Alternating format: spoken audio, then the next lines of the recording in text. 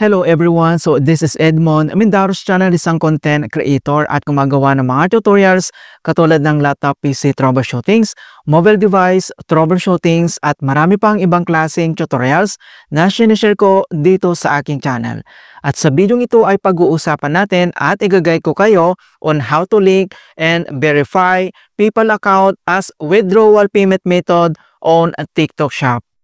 So kung bago ka lang, ano ba yung tinatawag na Shopbox? So isa itong cashbox at rewards platform na nagbibigay ng percentage money back kapag ikaw ay nag-shop online katulad ng TikTok, Shopee, Lazada at marami pang iba. At kung hindi mo kabisado kung paano ba i-link at i-verify ang PayPal account, ang video ito ay makakatulong sa iyo as your guide.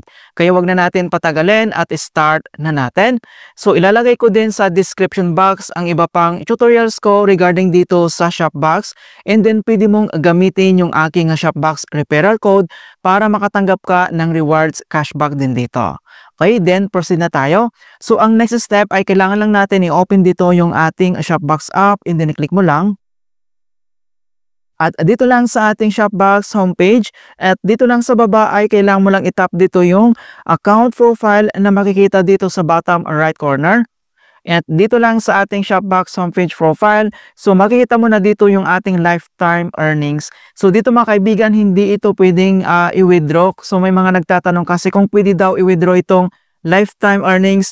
Dahil ang lifetime earnings mga kaibigan, yan yung activity and then transaction details.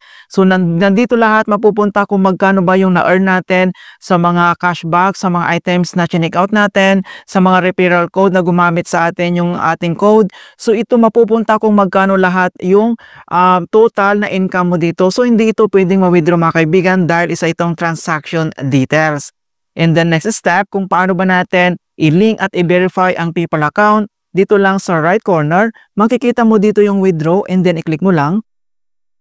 At dito lang sa ating withdrawal, and then add withdrawal destinations, and then i-click mo lang dito yung add withdrawal destinations.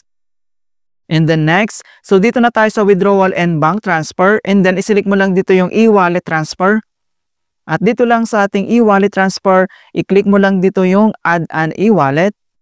And then, dito na sa add an e-wallet account, and then i-click mo lang dito yung payment method. So dito sa select a payment method, so may tatlong option lang yung pwede natin i-select dito sa Shopbox. So either GCash, PayPal, or PMaya. So ito lang yung choices mga kaibigan, wala nang iba. So since PayPal yung gusto natin i-link yung ating account dito, so kailangan mo lang i-check dito yung circular icon. And then, next ay dito na tayo sa PayPal account name. So, kailangan lang natin ilagay dito yung registered na PayPal account name. And then, click mo lang dito sa box. Enter lang natin. And once nilagay mo na dito yung PayPal account name, and then next naman, dito na tayo sa PayPal account email. Okay, so dito sa box, i-click mo lang. And then, enter lang natin yung ating PayPal account email address.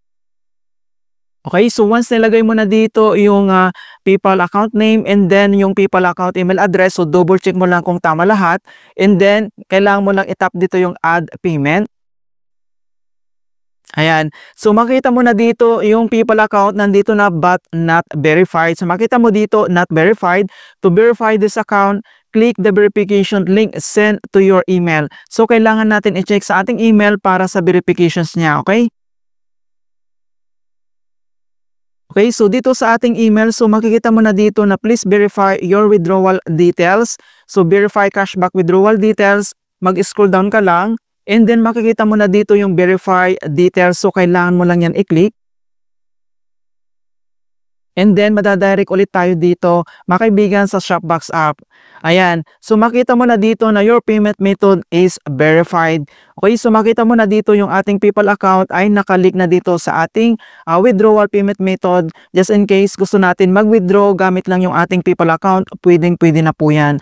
Yan, so ganun lang po kasimple mga kaibigan kung paano natin i-link at i-verify yung mga payment withdrawal method dito mga kaibigan. So either GCash man yan or PMaya or PayPal. So napakasimple lang mga kaibigan. So sa processing naman is 3 to 5 working days kapag nag-withdraw tayo dito. And then yung minimum amount na pwede nating i-withdraw dito ay 200 pesos.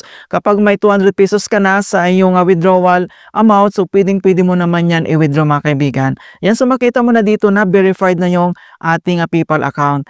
Alright, so ganun lang po kasimple kung paano tayo mag-link at mag-verify ng people account dito lang sa ating Shopbox app mga kaibigan. In hope na nakapagbigay ako ng konting kalaman at guide tungkol sa Shopbox tutorials. Thank you guys and see you in my next tutorials.